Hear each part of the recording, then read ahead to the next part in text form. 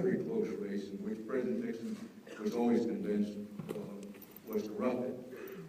But President Nixon, in one of history's ironies, on the moon, the plaque on the moon says Richard Nixon, happened during the presidency of Richard Nixon. It doesn't say John Kennedy. It doesn't say Lyndon Johnson. It says Richard Nixon. The hope of many people, and I would say including myself at the time, was that President Nixon would take such pride in that personal pride, and sense of confidence, saying, listen, my name is on the moon. But it worked the other way. He didn't want anything to do with space because he saw space as a, quote, Kennedy program, a Kennedy-Johnson program. Didn't want anything to do with it. And I think the record shows that others have a different view. That President Nixon basically said, listen, I'm not interested in space. That's a Kennedy deal. We're past that. I got other things I want to do. The country has other problems. We've got other mountains to climb. So fairly quickly, the idea of on to Mars, let's make, in the same way we made the moon, our navigational star, our polar star to move to. Instead of making Mars the next one to go to, it was a desperate, and I use that word measurably, a desperate battle on the inside to get something to keep the space program alive during the Nixon administration. And one proposal after another was brought to the president. Eventually he reached the president himself, and one proposal after another was X. Too expensive, too long-lasting, too little chance of succeeding, just thanks to the leaders of NASA at the time and the supporters of NASA and the space program at the time. Finally, we're reduced to, and I'm very much aware of where I'm speaking here, and others of other views, reduced to saying, well, we've got to stay alive in the exploration of space. We can't just cut it off.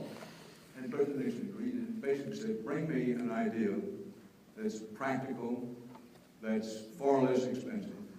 And so we wound up with the space shuttle. The proposal at the time was what basically is a space truck. That we're going to build a space truck which will can go back and forth to the space station.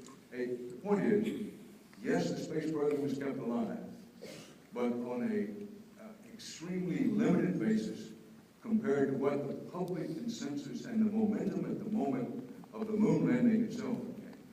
And so during the Nixon administration, and don't walk out saying, listen, Dan, rather just slam back at the Nixon administration. I've tried to explain to you that it's understandable from a human standpoint why he chose to do that. There also were good sound political arguments from his point of view about, listen, the country can't continue to finance these programs because we have we have to deal with poverty, we have to deal with the environment. But that's the history of the period as I see it, and an unfortunate period for us because we've never, as a people, as a society, and now I'm talking about people far beyond the borders of the United States, those who believe in the importance of the exploration of the cosmos, deep space exploration, have never been able to regain the momentum that we had for a brief, yes, shining moment in the wake of the moon landing. Now, going forward, where are we now? We're now in the second decade of the 21st century. Still out there is the prospect of human exploration of Mars. Yes, we're exploring it now with our machines, but putting a human footprint on Mars is still there. As best I can figure, the consensus thought, if there is any consensus thought, is that, well, maybe by like 2035, maybe, perhaps we can do it. And then probably the same people who say that publicly say, but you know, then realistically, it's probably going to be like 2050. I don't know what to make of that. I would submit the following, that generally speaking in history, things move faster than we think they're going to. An example would be when we first had flight, when the Wright brothers first flew, as we moved from the 19th century to the 20th century. You go back to the newspapers at the time, and it was commonly said, you know what, this is amazing, man can fly. And you know what, in 50 or 100 years, we may be flying coast to coast, or even transoceanic in 50 or 100 years. Well, in fewer than 25 or 30 years, we were flying cross-country and flying oceanic. So seen from that standpoint, we may be on Mars, humans may be on Mars, sooner than we think. On the other hand, I thought, and it was very popular thing in this country and many places outside this country, after man first landed on the moon, that we'd be on Mars before the end of the 20th century. And here we are in the second decade of the 21st century, and we're not there. Now, that's the sweep of things. I'm an optimist by experience and by nature.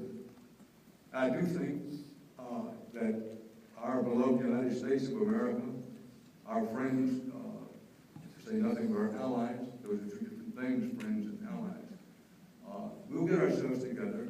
I have no doubt that there will be humans on Mars.